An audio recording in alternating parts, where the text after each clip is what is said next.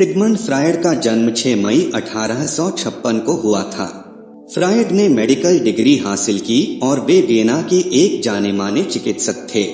किसी भी रोग को जानने के साथ साथ उसका उपचार करने में उन्हें प्रवीणता हासिल थी।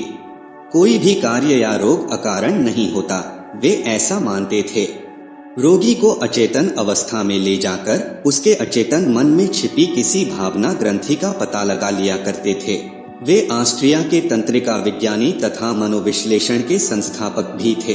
फ्रायड वात रोगों, मूर्छा, मिर्गी, उन्माद, हिस्टीरिया, पक्षाघात की चिकित्सा सम्मोहन से किया करते थे। उन्होंने यौन तथा स्वप्न का उपयोगी विश्लेषण भी प्रस्तुत किया।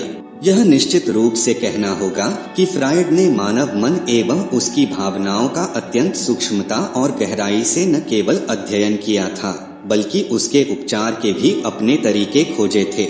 फ्रायड को मनोविज्ञान का जन्मदाता भी कहा जाता है। उनके विचारों का योगदान आधुनिकीकरण और सामाजिक विज्ञान में विशेष प्रभावी रहा। तो आइए सुनते हैं उनके कुछ अनमोल विचारों को। एक महान प्रश्न जिसका उत्तर कभी नहीं दिया गया है और स्त्रियों पर हम अपने 30 वर्षों के शोध के बावजूद जिसका उत्तर मैं नहीं दे पाया हूँ, एक औरत क्या चाहती है। एक इंसान का अचेतन दूसरे के चेतन से गुजरे बिना उस पर प्रतिक्रिया कर सकता है।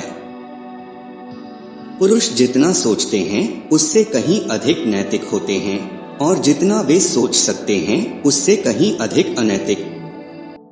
पुरुष तब तक मजबूत होते हैं जब तक वे एक मजबूत विचार का प्रतिनिधित्व करते हैं।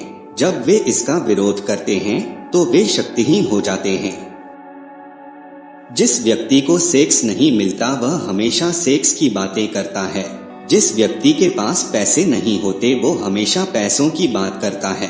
अर्थात जिस व्यक्ति को जो चीज नहीं मिलती वो हमेशा उसी की बात करता है।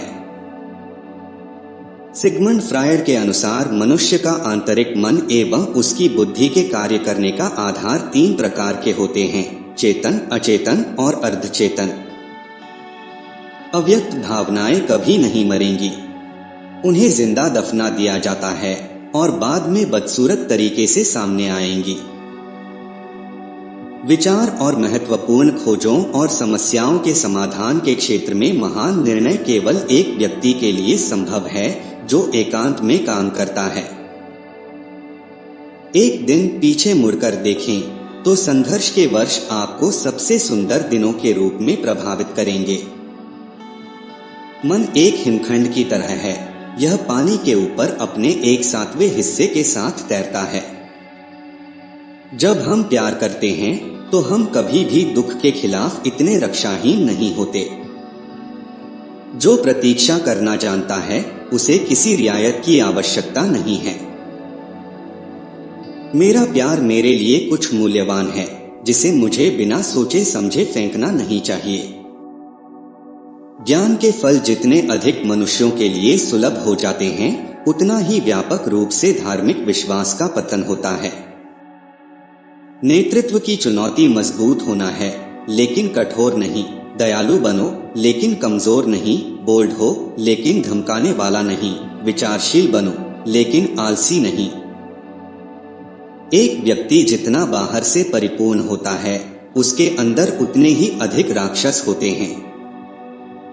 हम कभी भी दुख के प्रति इतने असहाय नहीं होते जितना कि जब हम प्यार करते हैं।